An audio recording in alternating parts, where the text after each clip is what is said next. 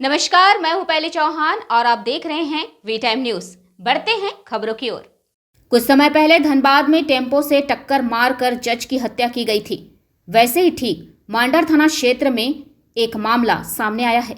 27 सितंबर को मांडर थाना क्षेत्र के मुड़मा में पिकअप वैन की चपेट में आने से रविंद्रनंद तिवारी की मौत हुई थी। पुलिस जांच में खुलासा किया गया। बता दें कि यहां दुर्घटना में नहीं बल्कि साजिश के तहत हत्या की गई थी। अपराधियों द्वारा हत्या को घटना का रूप दिया गया। इस हत्या को अंजाम देने के लिए 5 लाख रुपए की सुपारी दी गई थी। 10 दिनों से की जा रही थी रेकी। रविंद्रनंद तिवारी 28 सितंबर को देने वाले थे अपने भाई की हत्या के मामले में गवाही। 2019 में उनके भाई सुबोध आनंद की जमीनी विवाद में हुई थी हत्या।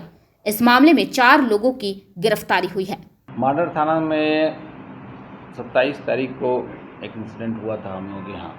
शाम में रविनंदन तिवारी जी का एक्सीडेंट से मौत होने की सूचना पूरे इलाका में फैली।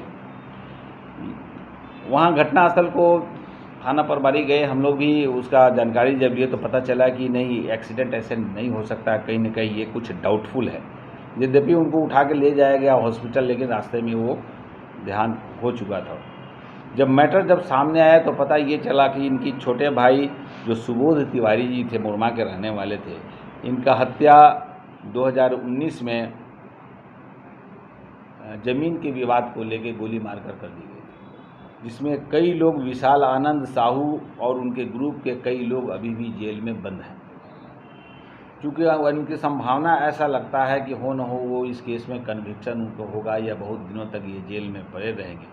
तब उन लोगों ने इनको थ्रेट किया रविंद्र तिवारी जी को कि भाई आप जो है सो केस को उठा लीजिए, नहीं तो हम लोगों से कॉम्प्रोमाइज़ कर लीजिए, जो मांगिएगा मुँह मांगी पैसा आपको दी जाए। सूत्रधार जो है सो विकास, जो विशाल का भाई है जो बाहर में, विशाल निश्चित रूप से वो जेल में है। वहाँ से उनको अपने भाई को कहा होगा कि हम अपने स्तर से इनको कहे हैं केस को कॉम्प्रोमाइज़ करने के लिए तिवारी जी को, लेकिन ये तैयार नहीं हो तो बस इनको भी घाट लगा दो।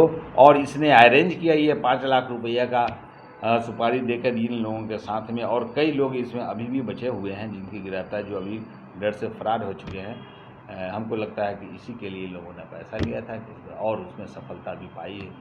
ये हत्या के कंप्लेंट भी अपने भाई के कातिल का खुद केस इन्होंने किया था और 164 का माननीय न्यायालय में बयान भी कराया था। और चूँकि बेचारे ये चाहते थे कि नहीं, जिस तरह से हमारे भाई को इन लोगों ने किया उसको कहीं न कहीं कानून इसको सज़ा दे, इसके लिए दृढ़ संकल्पित थे तिवारी जी। लेकिन नियति को ये मंजूर नहीं था और बाद में ये भी उसी रूप में इनका भी लोगों ने जान ले लिया और ये डबल मर्डर एक ही फैमिली का कुछ एक दिन के बाद हो गया। वो काफ़ी हम लोग ये चीज़ को सीरियस लिए और समय रहते ही, बहुत कम समय में ही इसका हम लोगों ने उद्भेदन किया। चूँकि इसमें कोई लीड नहीं था, लेकिन आम जनता ने वहाँ के कुछ सुराग दिया हम लोगों का, कुछ अपना टेक्निकल इनपुट आया, जिसके वजह से फैक्चुअल जो चीज़ था वो सामने आ गया। अभी आपने अपने इकबालिया बयान में आफ्ताब बताया भी कि मेरी गाड़ी डैमेज हुई थी, ड्राइवर ने ले गया था, उसका स्टिकर हटा दिया गया था, सारा चीज़ फुटेज में आया हुआ था हम लोगों को सीसी कैमरा में। इसलिए